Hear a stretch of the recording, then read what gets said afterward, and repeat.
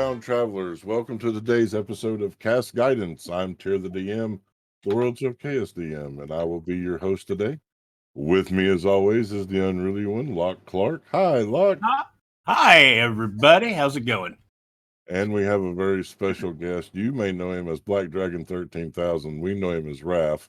Thank you for joining us today, Raph. Thank you, Tyr. I'm glad to be here. It's going to be a good day. I look forward to this episode, and I've always enjoyed watching this show. It's the highlight of my Fridays. So, why did you bring me out here to talk about there, Tyr? So, last week, Black Dragon brought up the very clunky, to use Loch's word, rules on chase mechanics in 5e that you can find in the DMG. And instead of trying to get into a discussion back and forth between chat and here, especially knowing how clunky the rules were, I decided we would just bring Raph on. I know Raph personally. He is my squire brother in the SCA and another hobby that we do, and one of my dear friends. He is my brother. Like Locke is my brother. My brother from another mother. Yeah.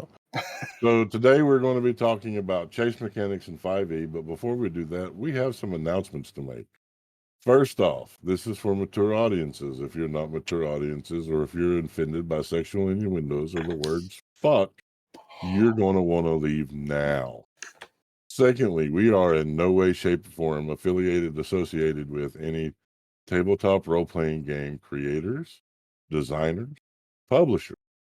We are just individuals coming together to talk about our favorite tabletop RPGs and give our questionable opinions on the rules. Thank you. Please keep hands and feet inside the ride at all time, and do not feed the animals. But I'm hungry! Feed me. I'm hungry! Let me in! All right, Loch, dice us. Hi, gamers. I'm Loch Clark, and I'm here to talk to you about our partners in this endeavor, Level Up Dice, fine purveyors of luxury dice for all your sexy dice needs. Today, I'm going to talk to you about Marv. Now, Marv isn't dice. Marv is special. Marv is found in the accessories and artifacts category on the Level Up Dice shop. So you just click the little drop-down menu. You go to artifacts and accessories, and you're going to scroll down through some really cool stuff until you see Pippenwick's leather accessories. Now, these folks are really cool. I know them personally. I used to work with them at the Georgia Ren Fair. They had the booth right across from mine. And they make really cool products with leather faces, with teeth and eyes, and they've got some really awesome dice boxes on here. My favorite of which is Marv. Marv is a medium dice box. You should go check out Marv because you need a place to store all your cool dice that you've gotten from Level Up, right? So to do that, you're going to use our portal to get there. You're going to go through us because it makes us look good to the company, and you want us to look good to the company. That portal is https://bit.ly/capital L, capital U, capital D, capital Will of the Dice, all one word. That's bit.ly/LUD, Will of the Dice. Go and check out Marv and all of the other cool dice boxes that you can get in the accessories section on Level Up, accessories and artifacts. Go to that in the drop-down menu and check out all of those. Also, we would like to thank all of the musicians who have provided music for our show, which on today's show is just the one. He makes our theme song. He makes us sound cool. That's our very own Patrick Taylor. Thanks, Pants! Thanks, Pants. Thank you, Pants. It's wonderful. And yes, I just looked at Marv. Marv's cute. You must get a Marv. Everyone needs a Marv. Yes. Everyone needs a Marv. Get a Marv while on stream, Raph. That's what you should do. You should go ahead and order one right now. Lead the way. Make sure you use our portal. Nothing like peer pressure. Oh, it's sold out. Is it? Really? Did someone just buy it? They only have the one? Uh-huh. So then buy one of the other ones. There's some other cool ones there. Yep. The only one. Marv was just my favorite. There was a red one. What was the red one called? Agamemnon. Agamemnon is also very cute. Mm-hmm. So, chase rules, All right. eh? Yes. So imagine, if you will, you are gathered around the table with your closest friends. You are in the middle of your session, and they have just pulled off the perfect heist, only to have the guard alert at the very end, and thus triggering the need for a chase. What do you do? Well, boys and girls, there is a section of rules dedicated to this in the Dungeon Master's Guide. We're going to go through those. But first, we're going to get actual impression of them from Raph, as he recently ran them in his own game. Yes, I did.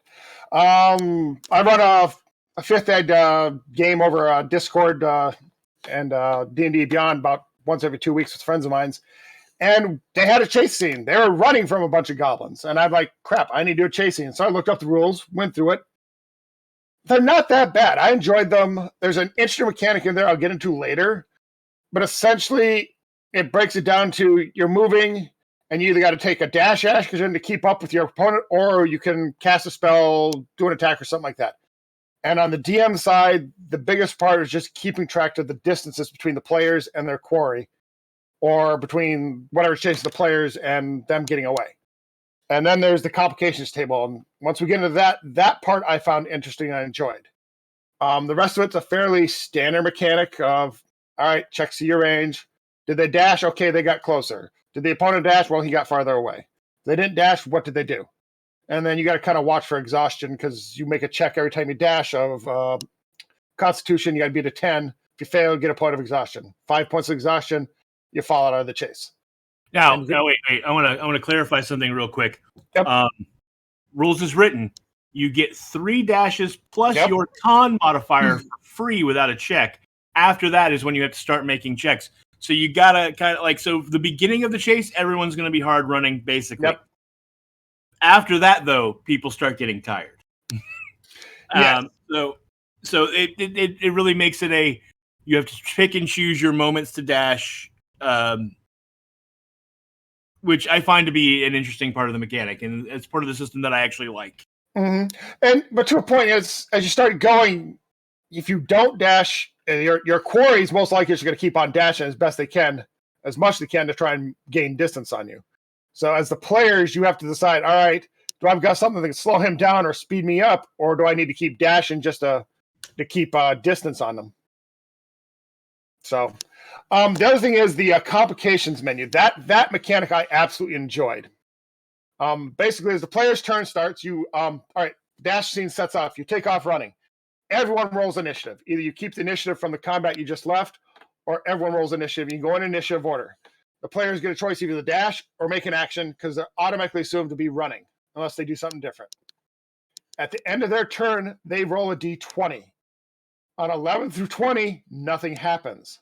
On 1 through 10, you check the complications table for the type of terrain you're in, and you apply that effect to the next person in initiative order, whether you're a friend or they're the foe.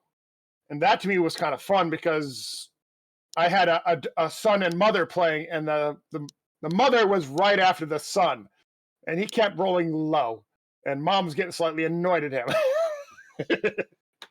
All right, so let's start from the beginning. Mm-hmm. So, we touched on. So when the chase begins, you follow initiative, whether you roll initiative for the chase or you use initiative previously established in the game. You're following your initiative order. People, as Locke pointed out, you can take the dash actions 3 times plus your Constitution modifier for free. Yes. That's what's going to start separating people from people. That's because you can take the dash action, or you can do something like take a attack or whatever. What I love about it is after that, for that last free one, then you're making DC 10 con saves to see if you're hit with exhaustion. Yep. Now, it's important to note here that exhaustion from a chase works differently than exhaustion from anything else. It is a special exhaustion mechanic. When When you get to the 5th point of exhaustion from the chase, you're out of the chase. There is no death from running after someone in D&D. It does not go that far. The second you hit 5, you are considered out of the chase because your running speed is reduced to 0. Yep. All of those points of exhaustion can be eliminated with a single short or long rest. Yes. Yep. So But it's not like I'm going to chase this guy and then I'm going to have days of recovery. No, it's you need to sit down and take time to catch your breath and recoup, hydrate, whatever, after the run. This is a marathon, not, and you have to take a little recovery time, but it's not like having regular 5 points of exhaustion. I think that is an important point to know going into this. Yes. okay, I do not have the rules in front of me. I need someone to give me the verbiage. Is it a DC 10 Constitution Check. saving throw or a Check. check? Okay, now this is where I, as a DM, get a little giddy because the first time you fail that exhaustion check, you put a bullseye on your back because the first exhaustion failure is disability on ability checks going forward. So the first time you fail that exhaustion, you are going to be rolling your next con checks with disadvantage. Mm-hmm. That is glorious. Well, yeah, that's a good mechanic because it starts to really separate people out once you start failing. Yeah, now, and it should also, I want to note real quick that as DM running a chase scene, you do not have to keep up with how far they've gone. You No. do not have to keep track of how far the chase is going. You don't have to do any of that. The only math you have to know, the only numbers you have to keep track of is how many feet are between the quarry and the lead pursuer. Yes. Everybody else is in relation to, like, if your players are the pursuers, then you have to know where the players have to keep up with who's where in relation to everybody else. But the distance between and if you have multiple quarry, then as the DM, you have to know who's in the back of the quarry and who's the lead pursuer. What's the distance between those two? Everything else is kind of irrelevant. Mm-hmm. Mostly, you have to have a general idea of it, but you can just if someone dashes ahead, you're like, okay, so they've now gained this many feet on the people behind them because they didn't keep up this turn. So it's just a matter of gains and losses and keeping track of that number for everything else. It's all relative. You can just you can just run it that way. You don't have to know how far anybody has gone. No. Yeah, and that leads to the next part, the end of the chase. From my experience, we went about 12 rounds, and just reading people's expressions over the internet, they were starting to lose interest. They were starting to drag on because they weren't kind of hitting the end of that chase scene. So I started, all right, this is where we're going to drop it. I'm going to throw a mechanic in here that's going to allow them to either escape or not. So you got to kind of read your table, but that lasts a lot longer, the chase can last a lot longer with your 3 plus your con save dash as you start making con checks. It doesn't drop people out of the chase really quick. So you have to kind of pay attention to your players and to say, right, this is starting to go long, even though they haven't expended all their dashes yet to either catch up or escape. We need to find something else to bring this to a close, or you're going to lose the table. And that's kind of what I ended up did. I threw a river in there. They had to cross real quick. And if they made it across before the goblins got them, they escaped. Yeah, and I think that's one of those things. You as the DM running a chase, whether your party is being chased or they're doing the chasing, you have to kind of decide within the first couple of rounds of that chase where you think the outcome should go story-wise. Mm-hmm. Now, you have to be open to whatever happens happening. And any good DM should be open to letting it run its course and do its thing. But if there comes a point where you start watching your players and you start seeing that they're losing interest in the chase because it's dragging out a little too long, that's the point where you throw a complication that's not in the rules at them. Mm-hmm. And if it's that you want, them to get away, if they're the quarry and you want them to get away, or you think they should get away, then you can throw a complication in that helps them particularly. Something environmental, something outside of the chase dynamic that gives them an edge. Or if you want them to get caught, then you throw in something that's either detrimental to them or that helps the guards or whatever. Mhm. And vice versa. If they are the ones doing the pursuing and you want the bad guy, you think the bad guy should get away at this point, then you throw in something that either fucks them up in their chase, or like the bad guy runs them through a group, a brawl in the street that has broken out, or the bad guy causes a brawl in the street to break out, which gets in their way, and now they're stuck in combat that they can easily win, but the bad guy is getting away. So I think you as the DM have to gauge your players and make that call, and you have the ability to influence the outcome without cheating the dice rolls or abusing the system. You can throw in an outside something Mhm. into the And I chase. think- And that's the way I would do it.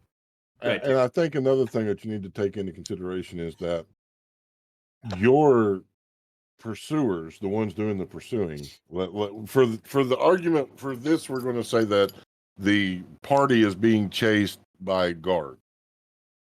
You have to determine as a DM if at any point the guards are going to forego the dash to take an attack action to try and trip up, to try to disrupt the flow of the party as they're running. And you can do that by rolling the dice, or as I do, I like to use just plain old fashioned common sense and logic, and ask myself, what would I do if I was chasing after somebody and really wanted to catch them? And that's another factor that can come into play. Mhm. If you ask my characters, Fireball answers everything. But speaking of things in environmental, like you say, the guards. I was reading one of the other alternate chase rules about attacks as opportunity. Characters, Yes. the pursuers and the pursuee can't take attacks as opportunity. But you That is happen to be correct. running down an alleyway past a gang of thugs, and they can take an attack of opportunity on you or the guards, depending what's going on.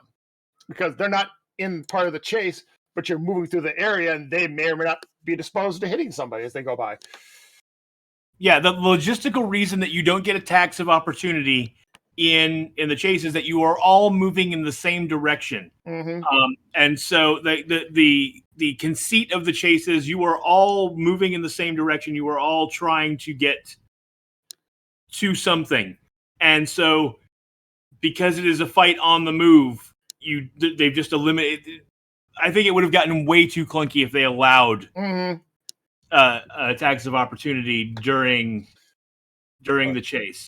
All right, I got to jump in here. We got a question from the audience. The Welsh Turk asks, on our stream, they have seen chase scenes in carts. How does that differ? So the chase scene that you're referring to during the 2 wagons, that was used homebrewed mechanics. And what it is it was animal handling checks, opposed animal handling checks, to see if they could maintain the speed and distance that they were going without incident. Instead of having the clunkiness of the chase rules in the DMG, where you're having to keep track of dash actions and all that, I just used, because it was horse-drawn carriages, animal checks, and then when needed, con or dex saves. Mm-hmm. So hopefully that answers your question, sir. So let's talk about how the chase ends. Mm-hmm. We talked a little bit about. Actually, we should back up for a second. We talked a little bit about. So on your action, you take a dash, or you take an attack, or cast a spell. Those are basically the 3 things you can do during the chase. Now, it says specifically in the chase rules, somewhere deep in there, that you can use your attack action to attempt to impose disadvantage or advantage, or basically to add a complication to the fight, to the quarry, or to the like. So if you're running, it's the running and you knock something over into their path or whatever. You can use an attack action if you're not taking dash that round. You can use your attack action if you're creative to try and add a complication to the person that is either pursuing you or that you're pursuing. And I love that idea. I absolutely think that is wonderful. That is a great use of an attack during a chase, because you're trying to catch the person. Maybe you're trying to kill the person, whatever, or the people are trying to catch you or kill you. Adding in complications that aren't on the tables. Also, if you're a DM and you know you're going to be running a chase scene, you know you've got a chase coming up, and you know, I would plan zones. I would have 4 or 5 zones and say, okay, the first part of the chase, they're going to be running through this area. Here's what's here. The second part of the chase, they're going through this. The terrain's going to be a little different. The stuff around them is going to be a little different. So I would plan 4 or 5 zones, whether you're running through a city or you're running through the wilderness or whatever. And then while I would use, like, maybe for the first zone, I would use the, say, if they're running through a city, I would use the urban complications table. Mm-hmm. The DMG provides an urban complications and a wilderness complications. I might use those for the first zone, but then I would make my own complication tables for subsequent zones just to keep things different. So it's not the same every time. So that could make the chase better, or more fun for longer, in my opinion. And a lot of those complications are descriptive in nature too. It's a swarm of bugs comes by and attacks you. Okay, well, that could be I'm running through the woods and I inhale a bunch of bugs and I'm now coughing. Or in the city, a bunch of flies coming off a vendor's cart has now swarmed around you for some reason. But it's the base mechanics inside the tables aren't that much different if you start looking at the two of them, really. It's right. Just the descriptors around them. The thing I find interesting with it is that you're rolling to see if a complication impacts the person after. That's fun. Yes. That is very, very interesting. That is like, again, it harkens back to what you said, like with the movies with the chase scene, like you're knocking shit over or whatever. Mm-hmm. If it could be your own man or woman that is right behind you, but you're still just, causing shit to go sideways. Absolutely. And, so like let's use the swarm of insects example just for a second. Say I'm playing a ranger or a druid or whatever, and I'm running through the woods and I'm chasing the big bad evil guy. And I see up ahead of them that there is a wasp nest or a beehive that I can see. Well, I could, instead of dashing this round, I could use my attack action to attempt to drop that beehive, to knock that beehive off the tree into their path, which would be a complication added to them. Mm-hmm. And then I would still have to roll to see if the guy behind me gets a complication, But, so that's a way you can use the complications. The players can use the complications just as much as the DM can. Mm-hmm. And the DM has to be fairly fluent in those tables to see what's available and put those opportunities out there for the players to see potentially. And right. A lot of that comes back to the DM and his description and what's going on. Well, and that's the thing. I think that if you're developing a chase scene, you're going to have to, everybody knows that when I DM, 99% of what I do is improv. It's off the top of my head. But if I'm going to have a chase scene, and I know I'm going to have a chase scene, I'm going to have to sit down and plan that shit out. And I'm going to have to plan it out thoroughly. Mm-hmm. So that I've got options covered as much as I can, because I know my players like to throw monkey wrenches in. What? No. But so if I'm DM and I'm running a chase scene with these rules, and a player says on their turn, I want to look for something that I can slow them down with. Mm-hmm. I'm gonna roll on the complications table, and I'm gonna see what they get. And if they get nothing, they get nothing. If they get something, I'm gonna then see if that is appropriate. If I can work that in, if I can give them a way to make that complication happen. And if that one, for whatever reason, if the flavor of that one isn't right, then I'm just gonna move to whatever's next to that in the table and find one that, if they've made the roll, if the roll that I made says yes, you see something, I'm gonna find the one closest to what I rolled that flavor wise is something they can trigger against their target. So that's how I would run it. That's just my opinion. I said these rules were clunky last time, and they are kinda. But having read through them and like really thought about them, I'm liking them more and more.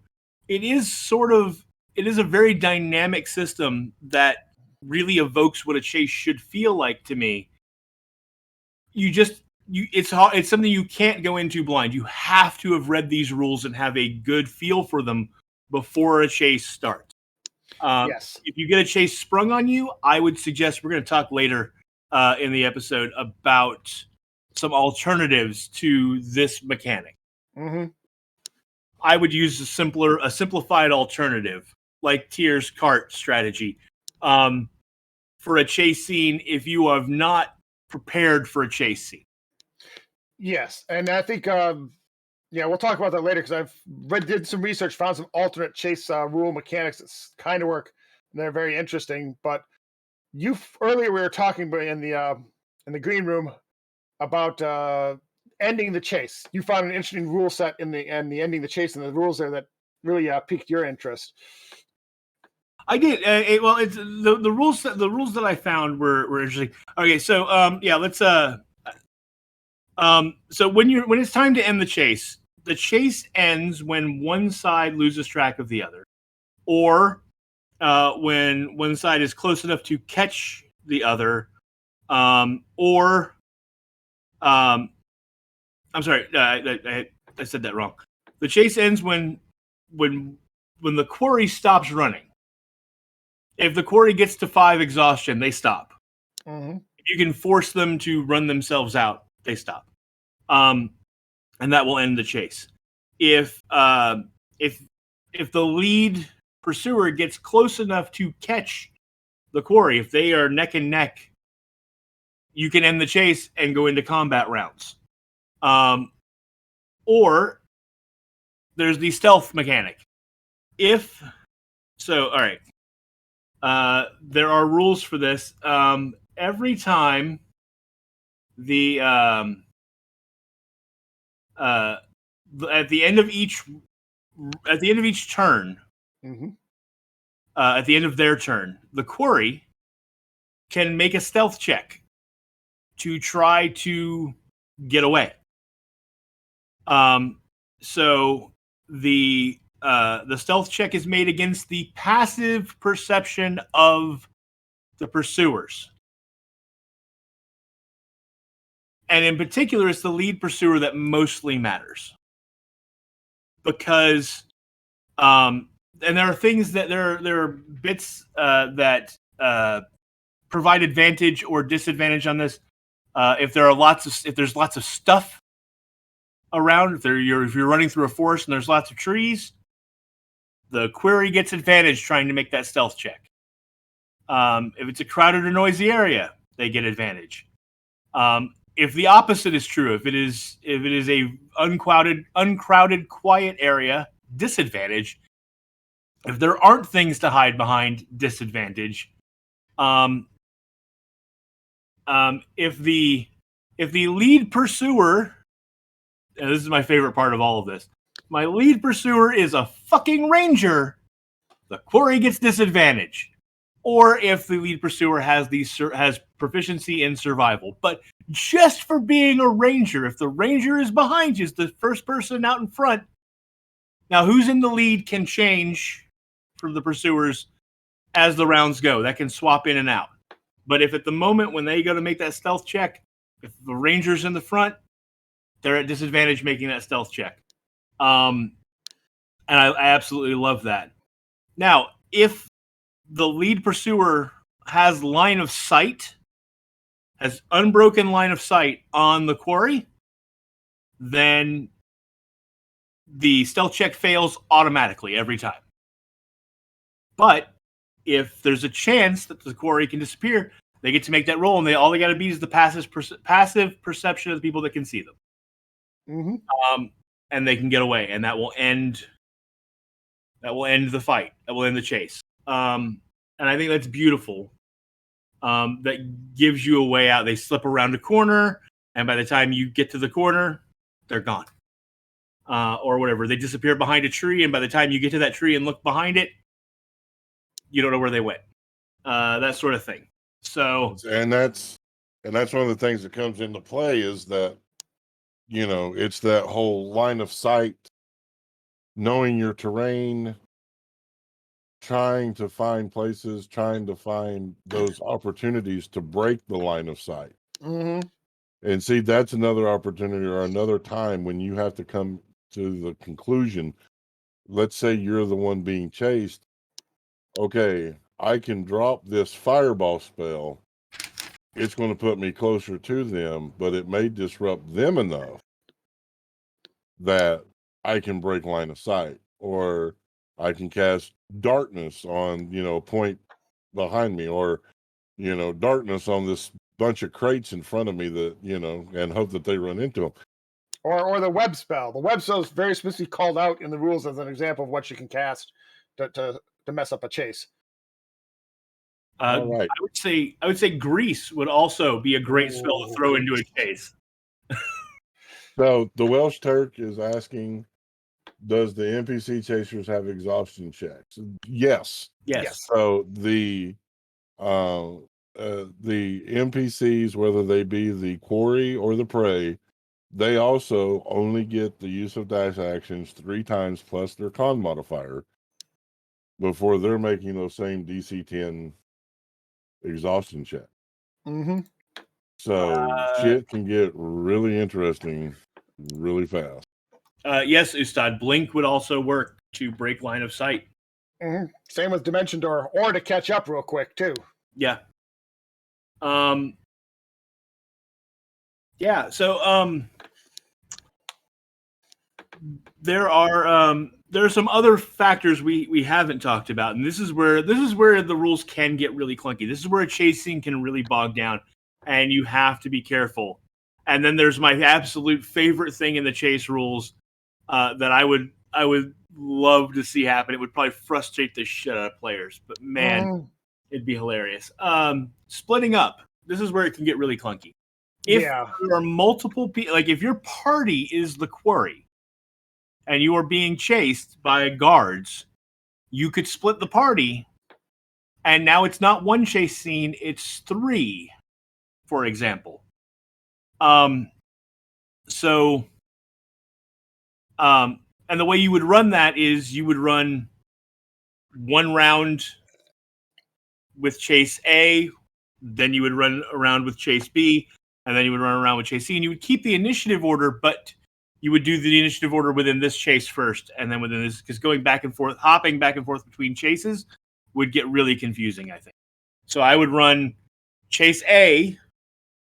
We're going to put you in a temporary initiative order 1, 2, 3, or whatever, Chase B, here's your initiative order for chase B, here's the initiative order for chase C, and now we're gonna run these one round here, 1 round here, 1 round here, and we're gonna see if one of these chases ends or not. That can make things really complicated. That can really bog down your game. Could also be really fun, depending on what's going on. The next part of the rules talks about mapping the chase, and like I said, I would do that with having zones and knowing what's basically in each zone. The example they give, one of the examples they give here is, there's a bunch of bugbears chasing, and then there's a wasp, or you maybe in my example, I used the wasp example already, so let's use something else. There's a group of bugbears having an argument, and you run straight to the middle of them. Now, the quarry might get through, and the bugbears are too busy arguing and go, what the fuck? But then the pursuers get there. Mm-hmm. So that's a possible complication. But then my absolute favorite thing in these rules is role reversal. Yes.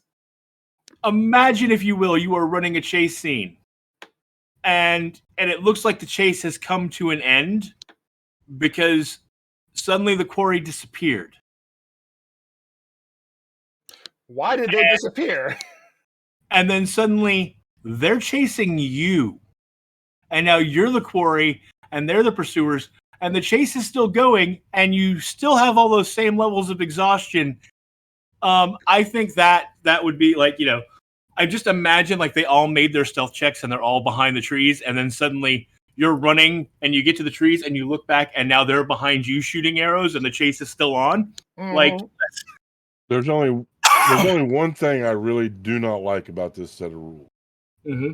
It has the assumption that all parties involved have the same movement speed. Yes. I found that to be an issue.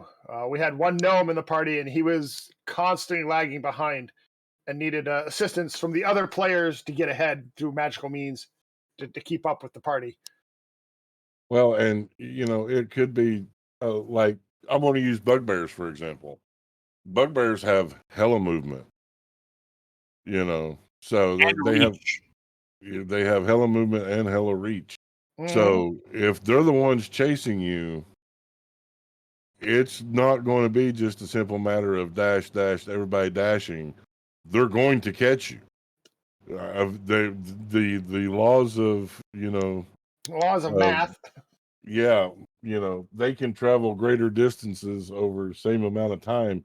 They're going to catch up with you. Or is one of the quarry mounted or not? Yeah. So, that's my one bitch about this, is that it does not take into effect different movement speed. Mm-hmm. I mean, if you want to, you're the DM, you can say, for the purposes of this, everyone has 30 feet of movement. You can do that. I don't recommend it. I think that making the party solve those problems is half the fun of running a scene like this. Making them think creatively on the spot is half the fun of this. That's just me, though.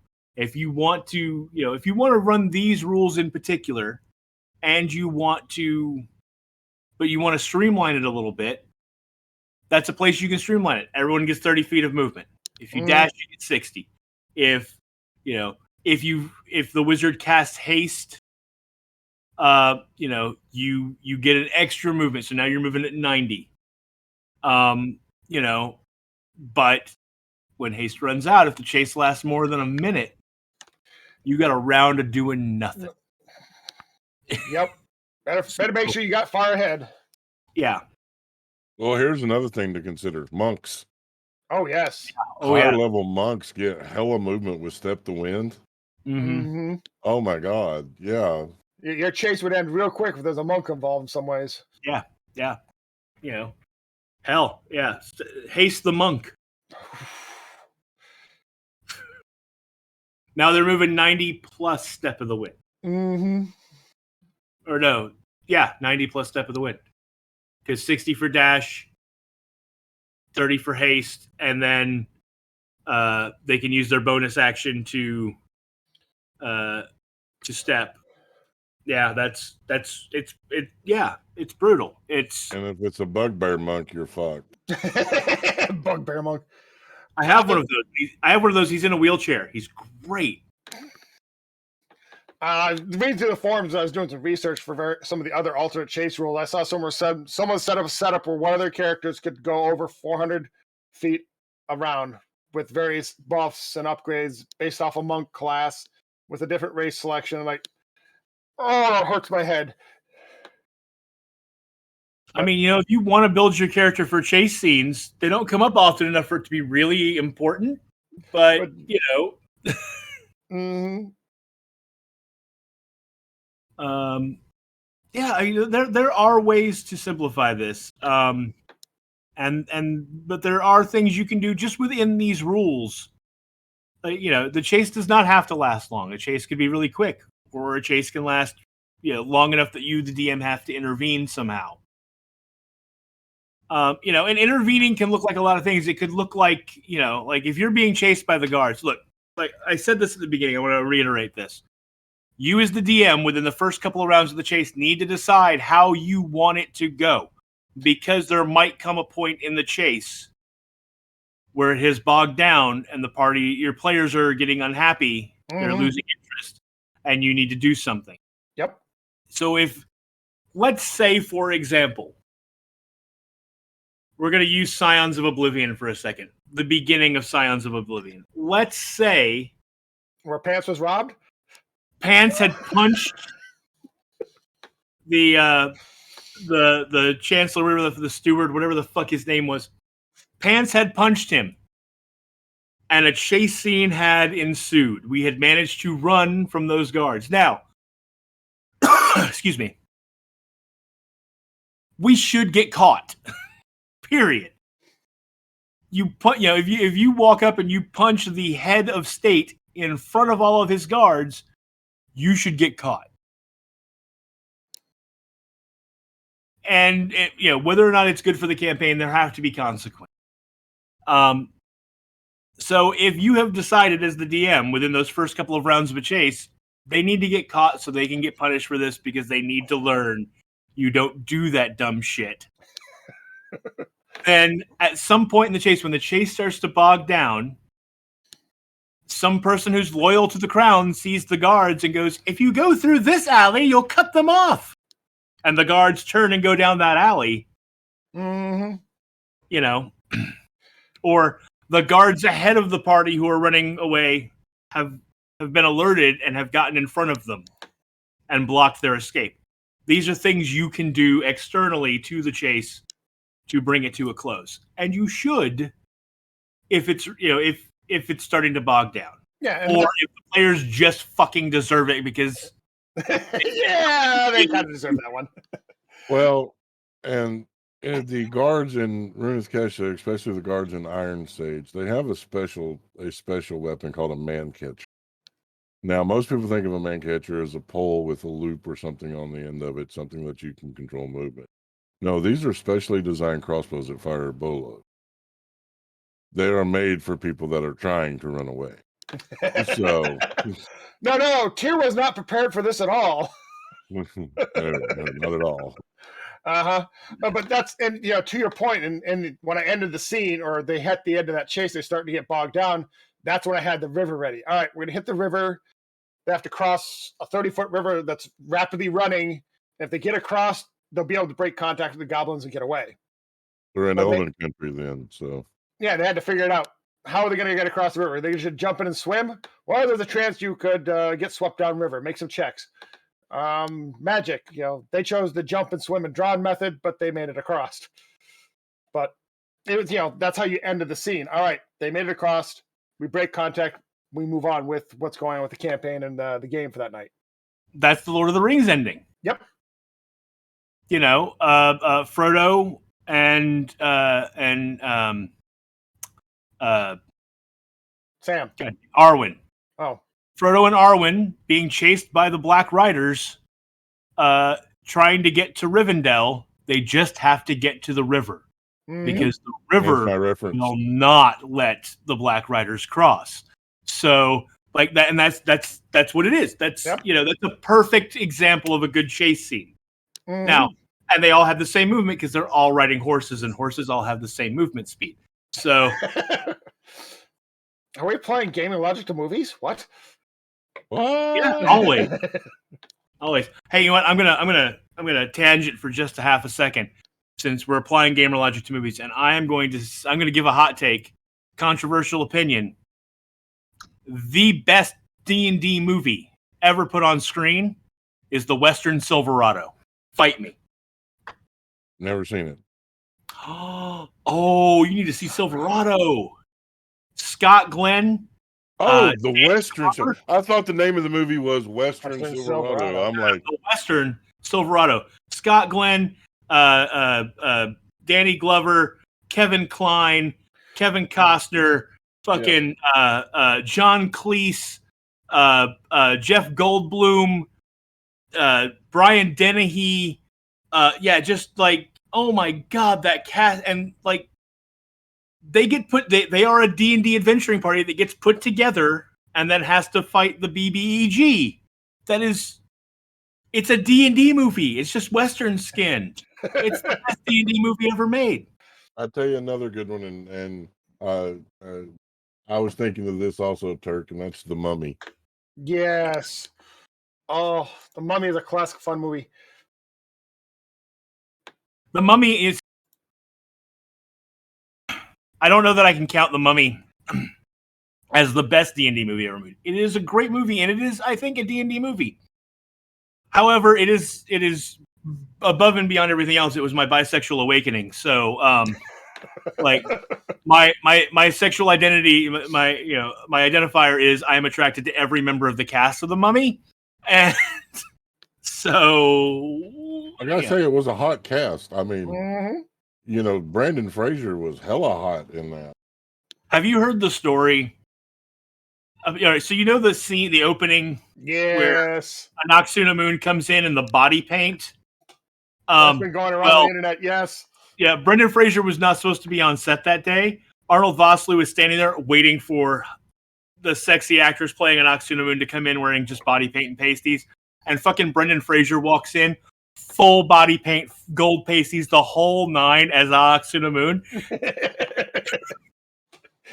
Just to fuck around. Like the makeup department had to be in on it. Like they had to how many hours did they spend painting him for him to walk in for just to see the look on Arnold Vosloo's face? That is, yeah. The ways we mess with each other. All right, so this is where we're going to go ahead and take our break. All right. We'll take 10 minutes to come back and do some more discussing. So for those of you that just came in chat, I'm sorry, but this is where we refill our caffeine and all that. And we'll be back in 10 minutes. So don't go anywhere. We'll be right back.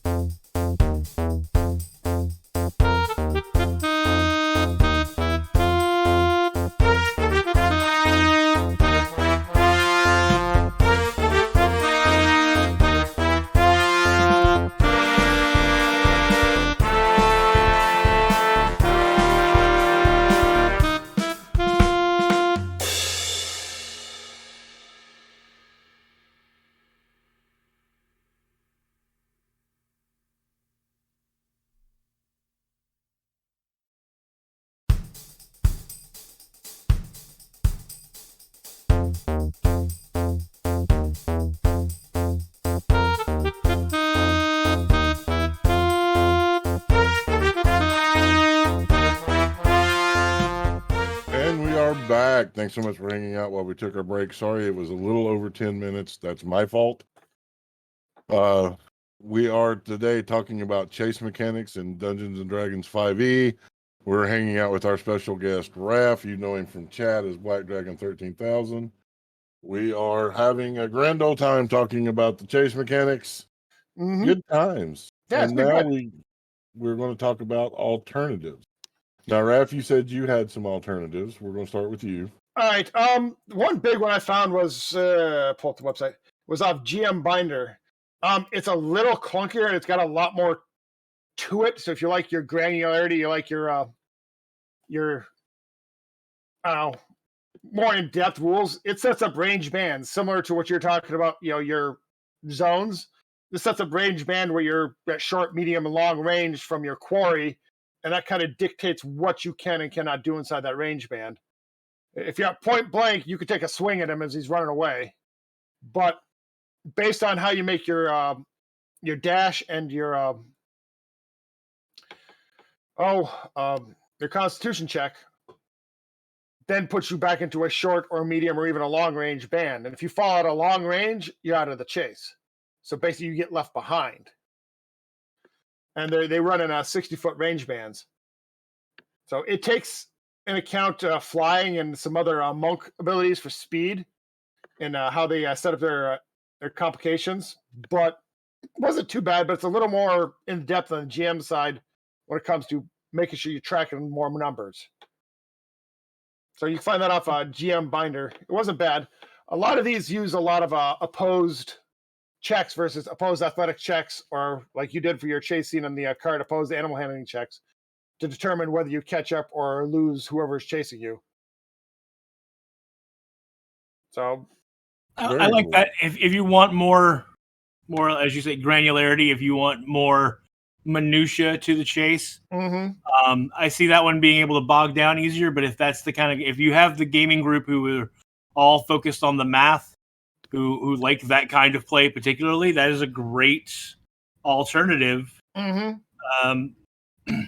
And this, as with everything, this comes back to understanding what your players want, what your table is into, and giving that to them as the DM. And that is what happens in session 0. So, that totally falls in line with our sort of mantra around here about, this is why session 0 is important, guys. Yes, it is. Always have a session 0. Now, Loch, you said you had a set of alternate rules. I have a set of alternate rules. These are super stripped down, super simplified. These put the entire onus on the pursuers. The pursuers are the only ones making rolls in this. So if your party is the query, this may not be the system to run because it kind of takes everything out of their hands. If your party are the ones doing the pursuing, this is a great way to simplify the chase. And I could see there's a way that you could flip this system and use it if your party is the query. It might take a little bit of work. You'll have to do a rewrite. But the way this works is the query runs, and now it is on the party, on the pursuers to catch them. You set a DC based on the level of the group. If they are like 1 to 5, then that DC is going to be like a 12. If they are 3 to if they're 5 to 13 or 6 to 13, then it's going to be like a 15. If they're above 13, the DC is going to be like a 20. And what you do is each round, the party has to make a skill check. The party gets to describe what they're doing with their round and how that impacts the chase. And the wizard says, I cast a spell to try and slow them down. Does not require a spell slot. We're simplifying everything. You're not taking away wizard spell slots. The wizard says, I cast a spell. You say, okay, you're going to make a skill check for me to see how effective that spell is at slowing down the query. So if they're casting a spell, it's an Arcana check. If it's your monk and they say, I'm doing some acrobatic shit to catch up, then they make an acrobatics check. Whatever it is, they get to pick their skill, and then they roll for it, and they have to beat the DC. If they beat the DC, they get closer. If they fail, then they move back. They lose some ground. Each round, they have to pick a different skill to use. They can't use the same skill round to round. And once they've used the skill, it's off their list. Now, I would encourage, no two players to use the same skill in the same round. But if you've got a big enough party, that may be inevitable. With a smaller group, you can enforce that rule a little more heavily. If the pursuers make 3 successful checks, they catch the quarry. On 3 failures, the quarry gets away. So you're just tallying how many successes does this player have. And then once the quarry is caught, if the quarry gets caught, if someone in the party makes 3 successful checks to catch the quarry, they have caught the quarry. And now all you have to know is who fell behind and how long does it take, how many successes they have. Like if they have 2 failures, then they are 3 rounds out from being in the combat that is now ensuing. If they have 3 failures, if they fell out of the thing, it's going to take them 4 rounds to catch up. And it's a really simplified way to do it, and it gives more role play because they have to describe what they're doing and choose a skill that is appropriate. And sometimes, if the chase goes on long enough, they're going to run out of skills they're good at that are really easily applicable, and they're going to have to figure out how to utilize a skill role play wise to help them catch up. And I think that's a really fun role play way to make your players think outside the box. How can I use the survival skill? How can I use a knowledge skill? How can I play to my strengths in this scene to say this is what I'm doing to try and close the distance? We got a question for you, Loch, from the chat. Sure. Wonder Goon wants to know, in your example, does using a slow spell take away a success from the query? Ooh. Not necessarily, but well, all right. So no. All right. The answer to that is no, because the query is not making rolls. The query is running in this system, unless you are flipping the system and it is the party that is the query, and then they are making checks to try and gain ground to get away. Mm-hmm. But if they are the pursuers in this system, a slow spell would just gain you ground because the quarry isn't making any rolls. The quarry is not changing the distance. The quarry is moving at a set speed and just running in this system.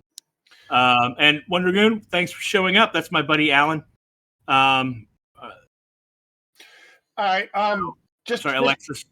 Cool. Just to recap, you need 3 successes or 3 failures for the chase to be over. Yes, someone, not successes, not 3 in a row on either side, just 3 total. 3 total. So at the most, it's going to go 6 rounds. Yep, 5 rounds. 5 rounds, yeah. Yeah, and then it's going to be over. So it is a very streamlined. We're going to get through this quickly, but it's going to make the players ooh, what skill do I use? Because I got to make this check. Otherwise, I'm falling behind. It brings the dice into it. So there's an element of chance. It brings some cool role play into it. And it's a really simple system. Yeah, it is. I have my own system that I use. Yeah. Mm-hmm. So it's real simple. It starts off everybody using their base movement speed. And then most people are going to die. In mine, it's you can do, or you do opposed checks. It can be athletics, it can be dexterity based on what your character is statted at versus the pursuers. Mm-hmm. If you win, you get to add whatever the modifier for that stat to your movement speed for one turn. So if you've got a +5 dex and you've got a speed of 30, but you win that opposed check, you're now got a speed of 35 for that. The chase ends when the distance between the quarry and the predators becomes 0. I like that. And that is the entirety, because once it hits 0, combat ends. Mm-hmm. So that's how I do mine. What's on the back end? How does the quarry escape? Oh, the escape is if you get more than double distance. So if the average base speed is 30 feet and you get 60 feet, you've escaped. Okay. But you got to take into consideration dashing too. So if someone's dashing, well, that's 60 feet. So now you got to get 120 feet. Mm-hmm. Yeah. Okay. That's how I do my chase. The next chase I run, though, I'm running it straight out of the DMG because I've never ran one out of the DMG, and I want to see how it goes. Now got to create a chase scene. Oh no! I can't ever see any of your players come up with a reason for that. We never run from things. What are you talking about? run towards what? Hey, there's some gold over there. What? Hey, look, a distraction. No kidding. One thing I did note about all the chase scenes is they're all theater of the mind. Yeah, I mean, putting them on a map like that gets, in my opinion, if I'm putting it on a map, that means I'm erasing terrain and drawing it back in every round because I don't have enough map squares to move them across it every time. I'm doing that trick, for that old Hollywood trick where the car is sitting still and someone is scrolling the terrain past them. Yeah, that's what I'm doing, and that's a lot of drawing. Speed drawing. I don't recommend mapping this. Do you have an alternative, Ref? I did. It's predicated on a full miniature table. So if you got trees and obstacles and stuff on your table for your miniatures, for a tabletop setting. I based it off an old rule set I found in an old white dwarf back in the early 90s, 2000s.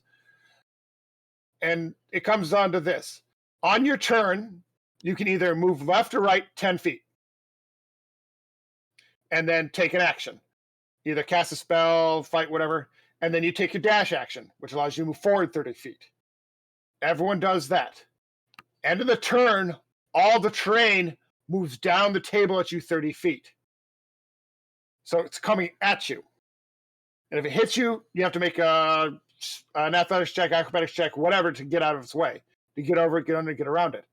As the terrain falls off the back of the table, you put it back in the head of the table, and it keeps coming at you. And you either make up your distances by getting over obstacles or getting stuck at obstacles, or you get off the table at the other end. If the quarry gets to the other end of the table before the party does, the quarry escapes. It uses that scrolling mechanic at you so that, as you said, by writing, it's a little harder for drawing, but if you have actual miniatures or physical objects to move, like boxes, it works because then you have it feels very much like the old speeder bike chase from Return of the Jedi. So very cool. Yeah. It was something I was working on for a while because I liked that scene. I like the feel of those style chases, but I also come from a very heavy tabletop world too. I do a lot of tabletop gaming as well. So, got a question here. Wells Turk, does Albert have movable maps? There is a person out there. I cannot remember their name. I wished I could because I would love to get in touch with them. They created a way to have movable maps in Albert. They did a circular dungeon that is 3 concentric circles that constantly turn. And they had it. I saw the video I was blown away. So if you know how to do it and put in the work, yes. Would I do that? No. I am now intrigued. How? Huh. What are? Yeah. Sorry, I'm sorry. I just was like, I wonder how many megabytes of a file can you upload to Owlbear that moves, Mhm. and if so, can you run Doom on it? Because Doom's only like 2.4 megabytes, Mhm. 2.38, I think. So, So what we like, need to do is run Owlbear on a toaster and then run Doom on Owlbear On that's Owlbear. running on the toaster. yeah. I saw I posted a thing on my Facebook feed this week, my personal one, that was some place asking you to put in your gender on a form, and it had male checkbox, female just a checkbox, Yep. and then it had gender with a checkbox, and it had a place to fill in, and you could upload up to a 10 megabyte file for your gender to this website. And someone realized that meant you could put Doom as your gender, the entire source code for Doom. Mm-hmm. What's in your pants? Doom. Quake was the other one I saw for that one too. Yes, Quake was also on the list. So yeah, that's yeah. hey, that's for the OnlyFans site. But anyways, yes. So this is the point where we open it up to you all for more questions. Mm-hmm. As we sit here and just riff and tangent and such. So, and it doesn't have to be about chase mechanics. Remember, we'll answer questions about anything. Mm-hmm. yeah, the 20-cent delay. Right, Packer, damn right.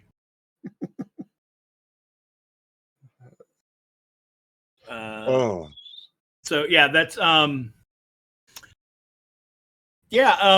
want to say real quick, the simplified system that I'm talking about, one of the reasons that I liked it while we're waiting for people to come up with questions is it reminds me, I think that system would work really well in a game like a Powered by the Apocalypse game.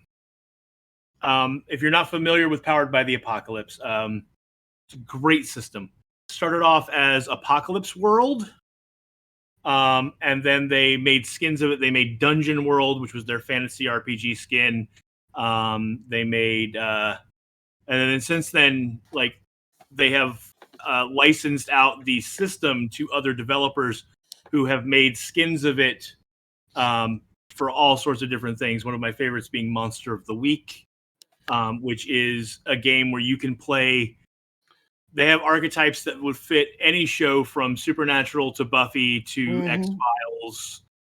Any Monster of the Week TV show you can recreate with that system, or you can run something completely original using those same sort of tropes.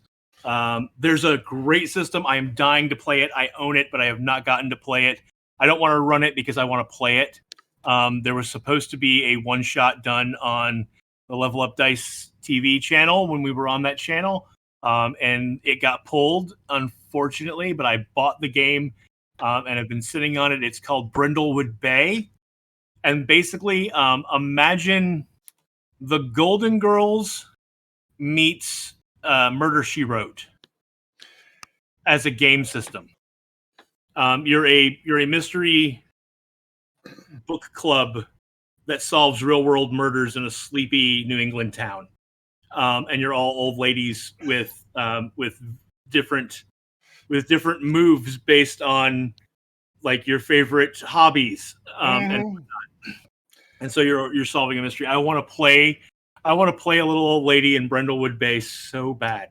But yeah, so the Powered by the Apocalypse system, the DM doesn't roll dice at all. Everything is determined by the players. When a player rolls, it's all D6s, and a failure is 6 or less. 7 to 9 is a success, is a partial success, and a 10 or above is a full success. On a full success, the player gets to do exactly what they want to do. If I'm swinging a punch at someone, if I roll a 10 or better, I have hit that person just the way I wanted to. If I roll a 6 to 9, I still hit them, but they hit me too. And that's the way it works. Like, you know, and if you roll a 5, they hit you and you don't hit them. And so the DM doesn't roll the hit, doesn't roll for anything. The players roll to see what happens, and it's a failure, mixed success rating. And then the DM determines what that looks like. Or if they're players like, I'm investigating this, or I'm trying to do this thing, you can, like, on a mixed success, you can give them a hard choice. You can either this happens or this happens. You pick. And I think it's great for immersion and collaborative storytelling. I love the system. So I like the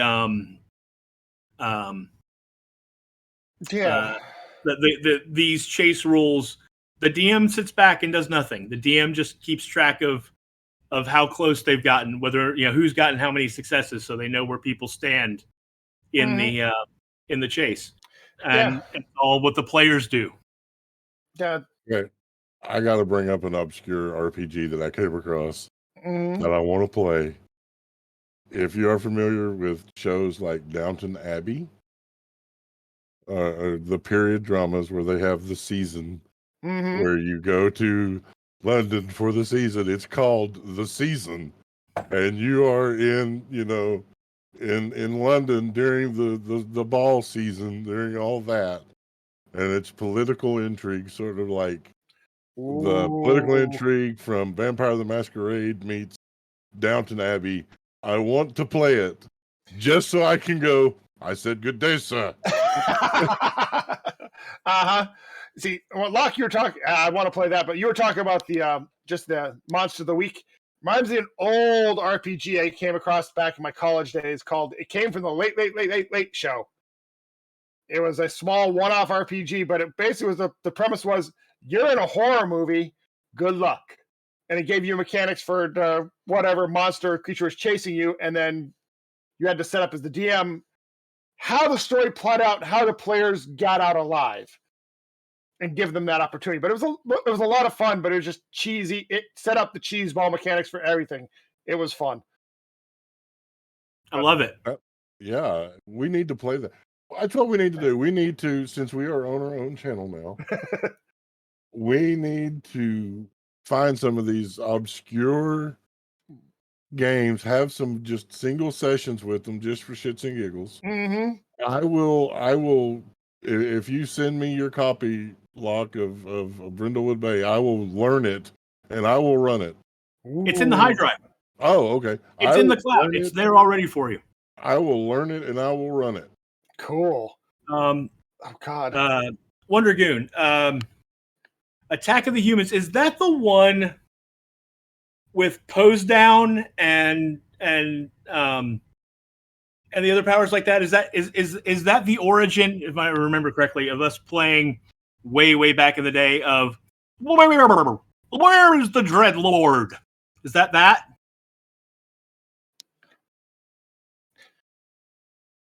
There was a game I vaguely remember playing. We played it like over the course of a very long gaming weekend way back in the day. Yeah, there you go. It was a ridiculous game. It was hilariously funny. Your characters had weird powers like, you know, pose down, and you could make people stop and pose. It was like, oh God. And we were fighting these Cthulhuian things, and someone had slammed one of their heads into an aquarium trying to like drown them, but they're aquatic, so it didn't bother the thing at all. And because, you know, we were stupid, and and then someone else tried to distract it and was like, you know, look, Cthulhu, and the thing with its head underwater goes, where is the Dread Lord? That's yeah. Attack of the Humans was. I've been trying to remember the name of that fucking game for years. So we've got a special guest, guys. We got Dan, otherwise known as Garbo. in the audience, and he is reminding us, yes, on the 26th, as y'all know, we do one-shots now when I'm on call because I have to work. On the 26th, he is doing the Fast and the Furriest, all anthropomorphic animals. Ooh. I've already started building my character, and I'm so excited by this character. Yeah, it's That sounds fun. Yeah.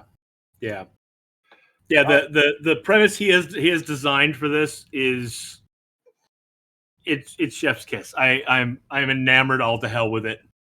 Oh, 26th. I'll have to catch it and rerun. I will be at the Adepticon that weekend. Well, there you go. I mean, it'll be up on video on demand, and then on our podcast and on our YouTube. Yep. And our Patreon. If you miss it when it's on, it'll be on Patreon. Yeah, there are plenty of ways for you to see it. If you miss it on the day, I sent Dan the bear outline of what I want to play yesterday, and the bear outline. I'm not playing a bear. But I got to throw something in here right quick because if I don't, I'll forget. You're talking about that we can be consumed on YouTube. We can be consumed wherever you get your podcasts. There's always the video on demand here on the Twitch channel. Guys, like and comment. Even if you're just saying, hey, I like this. It gets us in the algorithm. It gets us in front of more people. And share us on social media. Yep. Yeah, not only that, if you do the podcast thing, even if you don't listen, if you watch the game live on stream and you don't listen to the podcast, go find the podcast and give us a 5-star review on whatever podcatcher, on all the podcatchers for that matter. The more high reviews we have, the more it puts us out in front of people, and the more it helps us out. So, these are all things that help us get to a wider audience, and that helps us keep going. Do it. So yeah. I'll tell you another. I'm trying to figure out how we can do it on Discord, because if I can figure out how to do it, we're doing it. It's called 10 Candles. It is an exploration. Yeah. It is an exploration into death. No character makes it out alive. But you have goals that you want to accomplish before you die, and you're trying to accomplish them. It's played by the light of 10 candles, and every time the scene ends, a candle goes out. So you got 10 scenes, hopefully, to figure it out. If you've not seen it, go watch it. Geek and Sundry did a version of it. Hyper RPG has done a version of it. There's a lot of YouTube videos. Go check it out. It is intense. I was reading a Reddit review, and the dungeon master in question was like, we decided to run it, and then everybody stayed around and we watched Cartoon Network for a couple of hours just to get in the right headspace before people tried to go home. Yeah. Fun. God, Wonder Goon, no. Rollmaster? I have math flashbacks. I have math flashbacks. This PTSD. Damage. Why? Oh, God. I forgot about that damn game. How could you forget about it? I was doing my best to. It's called blocking for a reason. Repression. Repression's your friend. Okay, I play classic BattleTech, and I don't like Rollmaster. Rollmaster, the math was worse than fucking Champions. I'm saying that just to trigger Wonder Goon, because Wonder Goon loves Champions. I love Champions, don't get me wrong, but the math in that system, building a character is... I can't do it without a computer program to help me. Figuring out active versus passive points. Fuck that noise. One of our audience members used to work for the company that made Rollmaster. Oh, yep. Yes, Rudolph Amovo, you are correct. It is called Roll Master for a reason. Yeah, but I still contend that Mutants and Masterminds, which was put out by Ronin Press, I think, or Grasshopper, I don't remember, was a better version of the champion system. You could build characters just as well. You could build superheroes just as well in Mutants and Masterminds as you could in Champions, with none of the hard math. That's my hill I'll die on. Thank you kindly. I'm sorry. I played actual Marvel, the role-playing game, Marvel Superheroes role-playing game back in the day. Yeah, bitchin'. I enjoyed that. That was fun, but I say bitchin' because that we always substituted that in as one of the adjectives, because everything was based on your adjective. That's right. Your powers are all, my strength is amazing. What's My that charisma mean? is bitchin'. Yeah. Okay. Rudolph Movo. Mothership, yes. I watched a mini campaign on YouTube with it and absolutely fell in love with the system. Thirsty Sword Lesbians. Yes, I want to try that. On my list. I believe I'm pretty sure. I remember seeing the Kickstarter for Thirsty Sword Lesbians, and I'm pretty sure that's a Powered by the Apocalypse game. It uses the same mechanics. It's great. And we talked about somewhere on one of our streams, or maybe on a Patreon piece of content, I don't remember, doing some at some point some one-page RPGs, like Honey Heist or Dadlands or Sexy Wizard Warriors, and those are a lot of fun too. They are great. The rules are really simple. Love and Robots is another one of those that's really good. They're mostly made by the same guy. He puts them out for free. The rules are 1 page long, sometimes two. Yep. And they're great. I highly recommend them. It triggers a memory. I have, I think, one of them somewhere for a futuristic dinosaur game, but I'd have to go dig into my files to find it. Let's see. Do I have one pulled up? Oh, that is cool. Rudolph Movo says that Thirsty Sword Lesbians is included in the $5 RPG bundle for trans rights if you see it floating around. Oh. And now I'm going to have to try and find that RPG bundle so that I can support trans rights, because I am very much for trans rights. Yes, absolutely. Yeah. And get a kick-ass RPG in the process. That's win-win, baby. Yeah, it is. And Wonder Goon says, yes, Thirsty Sword Lesbians is powered by the Apocalypse. Sorry, Wonder Goon, URLs don't work because we got spammer bots out there. So yeah. Unfortunately. If you can whisper it to myself or to Lollipop Gestapo, whisper it to them, they can post it. Yep, I found it. It's called the Drowned Earth Campaign. It's a 2-page RPG, and the first page is literally the character sheet. So it's a 1-page RPG along that similar line. And it's basically post-apocalyptic humans and dinosaurs running around doing things. But yeah, I use advantage, disadvantage mechanics for things, which is fairly simple to work out.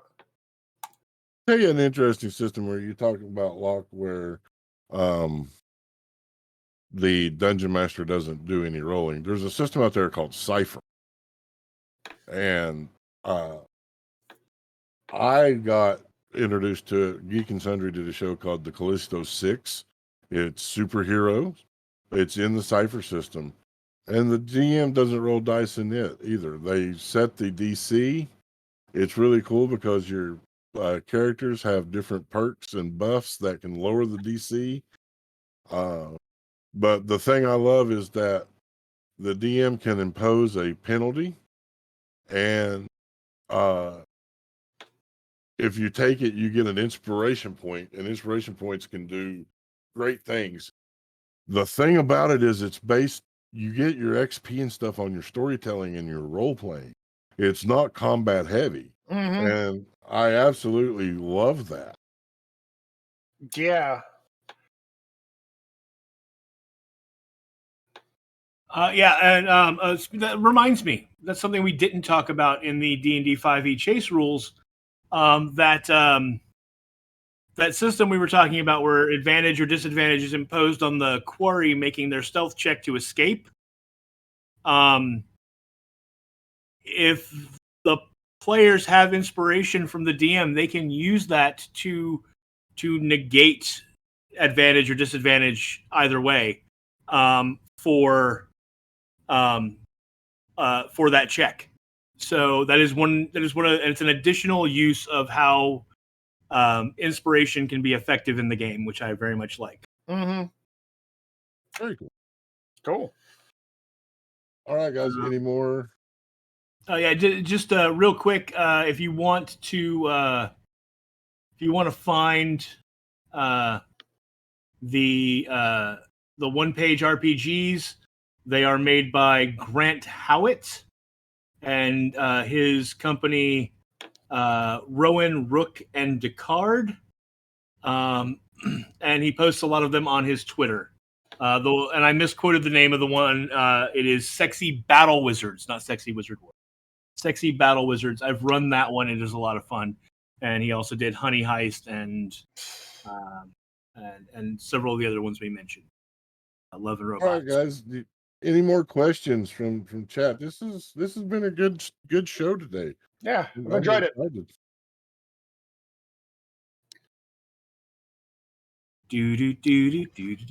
We're vamping for the time now because it's a 20-second delay before anyone can type anything. And that's all of that song we can use.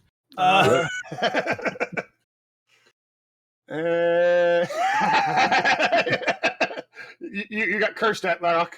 I did. That was my goal. That's an earworm that you can all have for free. It will take up space in your brain, and it's not my fault. You're welcome. We appreciate that so much. And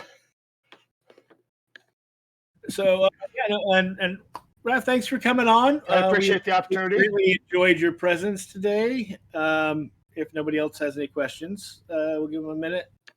But it's been fun. It's been fun. It's always nice to have a new voice on the stream. As much as I enjoy my Fridays coming in here to talk rules minutia with Tyr, and get on our soapboxes occasionally. What? I would never. No. I've never stood on a soapbox in my life. No, that's a lie. Gold encased, engraved. All right, so I'm going to get on a soapbox for a second, guys. All right. Go for it. This whole experience with Cast Guidance, Signs of Oblivion, DQSR, it has been an absolute lifesaver for me. You guys here, Loch, Raph, you guys, the audience, you all don't know the actual anchor to this world that you have been. How many times that this stuff has kept me from doing something unspeakable at this point. And I just want to say thank you. And I want to say that there's a lot of people out there like me, and you never know how just being nice might impact how a kind word, a smile, a compliment may make their day just a little bit. So remember, it takes zero energy to be nice to people. Don't be it. I've seen so much dickery and hatred and stuff going on in social media here lately that I have actually, you'll notice I've not been posting. And that's why, because it's just so much that I avoid it. So that's my soapbox. Don't be a dick. Rule number 1, don't be a dick. The Wheaton constant. All right. So if there's no more questions, I'm going to go ahead and adjourn this session. We'll remind people who we are, where they can find us, and we'll get the hell out of here. And we'll start with you, Raph.